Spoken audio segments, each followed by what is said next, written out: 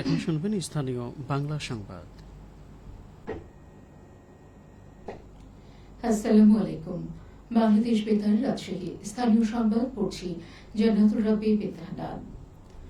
সুস্থ জীবনের জন্য সুস্থ মাটি এই স্লোগানকে সামনে রেখে রাজশাহীতে অনুষ্ঠিত হয়েছে problem of burden soil implication and management শীর্ষক সেমিনার। আজ সকালে মৃত্তিকা সম্পদ উন্নয়ন ইনস্টিটিউটের রাজশাহী বিভাগীয় কার্যালয়ের আয়োজনে কৃষি সম্প্রসারণ অধিদপ্তরের অতিরিক্ত পরিচালকের কার্যালয়ের হলরুমে এই সেমিনার অনুষ্ঠিত হয়। মৃত্তিকা সম্পদ উন্নয়ন ইনস্টিটিউট রাজশাহী বিভাগীয় কার্যালয়ের মুখ্য বৈজ্ঞানিক কর্মকর্তা আমির মোহাম্মদ জাহিদের সভাপতিত্বে সেমিনারের প্রধান অতিথি ছিলেন মৃত্তিকা সম্পদ উন্নয়ন ইনস্টিটিউটের মহাপরিচালক ডক্টর বেগম সামিয়া সুলতানা। বরেন্দ্র অঞ্চলের মাটি ও পানি ব্যবস্থাপনা নিয়ে মূল প্রবন্ধ উপস্থাপন করেন মৃত্তিকা সম্পদ উন্নয়ন ইনস্টিটিউটের প্রধান বৈজ্ঞানিক কর্মকর্তা ডক্টর মোহাম্মদ নুরুল ইসলাম। অনুষ্ঠানে বিশেষ অতিথির বক্তব্য রাখেন কৃষি সম্প্রসারণ অধিদপ্তরের রাজশাহী অঞ্চলের অতিরিক্ত পরিচালক ডক্টর মোহাম্মদ আজিজুর রহমান, রাজশাহী বিশ্ববিদ্যালয়ের এগ্রোনমি অ্যান্ড এগ্রিকালচার এক্সটেনশন বিভাগের অধ্যাপক ডক্টর মোহাম্মদ মাহমুদুল হাসান ও অধ্যাপক ডক্টর মোহাম্মদ গিয়াসউদ্দিন আহমেদ। নাটোরের গুরুদাসপুরে কিডনি রোগ প্রতিরোধে সচেতনতা সভা ও হেলথ ক্যাম্প অনুষ্ঠিত হচ্ছে।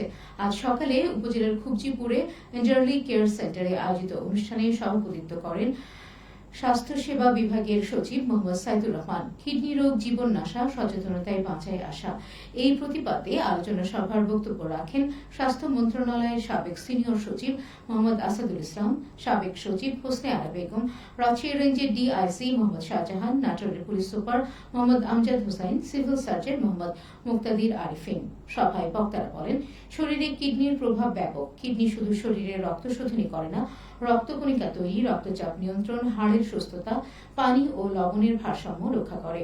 এসব ক্ষেত্রে সচেতনতা সৃষ্টির মাধ্যমে কিডনিকে সুস্থ রাখা সম্ভব। কিডনি রোগ অত্যন্ত জটিল এবং এই রোগের চিকিৎসা অত্যন্ত ব্যয়বহুল, তাই সচেতনতা সৃষ্টির মাধ্যমে এই রোগ প্রতিরোধ করতে হবে। কেবল চাকুরির পেছনে না ছুটে নিজেই উদ্যোক্তা হয়ে ভাগ্য ফিরিয়েছেন রাজশাহীর বহু বেকার যুবক। বিশেষ করে গরুর খামার করে তারা দাঁড়িয়েছেন নিজের পায়ে। গরু পালন করে পরিবারের নারীরাও এনেছেন সচ্ছলতা। এ নিয়ে শুনুন আমাদের রাজশাহী জেলা সংবাদদাতার একটি প্রতিবেদন। রাজশাহীর পবা উপজেলার রণহাটি গ্রামের জাহিদ হাসান চাকরির আশায় বসে না থেকে নিজেই উদ্যোক্তা হয়েছেন, গড়ে তুলেছেন গরুর খামার। সারা বছর গরু মোটা তাজা করে কোরবানির আগে বিক্রি করেন চড়া দামে। সকালে এক বালিকের খাবার দিই, খাবার দেওয়ার পরে ছিটানে দিই যেন সম্পূর্ণ খাবার খেয়ে নেয়। সম্পূর্ণ খাবার খেলে গরু পেট ভরে থাকবে। একসাথে ধরেন যে একটু লাভ হবে কি হবে, আমরা ইয়াতে ধরেন যে একটু পরিশ্রম করে। জাহিদের মতো অন্য খামারিদেরও এখন দারুণ ব্যস্ততা গরুর খামার নিয়ে। কিস্তি তুললাম দিয়ে ধরেন যে গরুটা কিনলাম, গরু থেকে বাইরলো, আপনার গরুটা লাভ থেকে গেল, আপনার কিস্তিও শোধ হয়ে গেল। সংসারের পাশাপাশি আমরা গরু সবকিছু আমরাই করি। গরু গা ধোয়া, গরু খাওয়া, গোবর গহিল সব পরিষ্কার করা। এখানে আমরা খাদ্য দিই ভাত, খোল, ভুসি, আর আমরা তাদের জন্য এই ঘাস লাগাই। বাজার ধরার তাড়া, তবে সাপ্তাহিক হাটগুলোতে কোরবানির পশু উঠলেও হাতের সময় থাকায় এখনো কেনাবেচা জমে ওঠেনি পুরো দমে। উদাহরণের আগে দেখাচ্ছিলাম গরুটার দাম 1.5 লক্ষ টাকার উপরে বলছিল। মনে করছি যে দাম আরো বেশি পাবো, আশা করা যাচ্ছে। আমদানি বেশি, বেচা কিনা কম, গ্রামে কিনা যাচ্ছে না।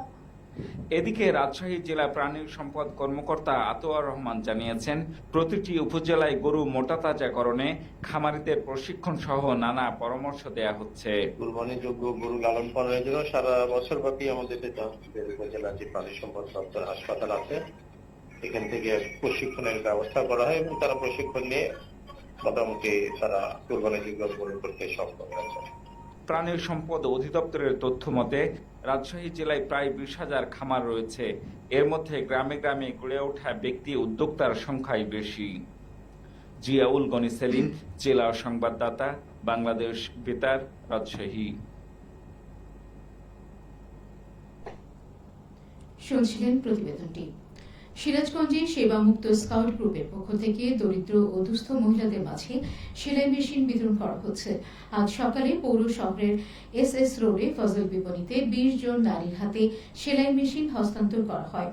আমেরিকা প্রবাসীদের আর্থিক সহযোগিতায় সেলাই মেশিন বিতরণ অনুষ্ঠানে প্রধান অতিথি হিসেবে উপস্থিত ছিলেন সিরাজগঞ্জের অতিরিক্ত জেলা প্রশাসক রাজস্ব লিটুস লরেন্স চিরান। প্রধান অতিথির বক্তব্যে তিনি বলেন, সমাজে পিছিয়ে পড়া নারীদের স্বাবলম্বী করতে নানামুখী পদক্ষেপ বাস্তবায়ন করছে সরকার। সরকারের পাশাপাশি বিভিন্ন বেসরকারি প্রতিষ্ঠান, সেবামূলক সংগঠনগুলো নারী উন্নয়নে কাজ করছে। সমন্বিত প্রচেষ্টায় এগিয়ে যাবে নারীরা। সেবামুক্ত স্কাউট গ্রুপের সভাপতি এম কামরুল হাসানের সভাপতিত্বে অনুষ্ঠানে আরও উপস্থিত ছিলেন সেবামুক্ত স্কাউট গ্রুপের গ্রুপ সম্পাদক মোহাম্মদ রফিকুল ইসলাম শামীম। সবশেষে আবহাওয়া। আজ রাজশাহীতে সর্বোচ্চ তাপমাত্রা ছিল 35.8 ডিগ্রি এবং সর্বনিম্ন 23 ডিগ্রি সেলসিয়াস। বিকেল 3টায় বাতাসে আপেক্ষিক আর্দ্রতার পরিমাণ ছিল 63%। রাজশাহী ও পার্শ্ববর্তী এলাকায় আজ সূর্যাস্ত সন্ধ্যে 6টা 42 মিনিটে। সংবাদ শেষ হলো। আমাদের পরবর্তী স্থানীয় সংবাদ সন্ধ্যা 7টায়।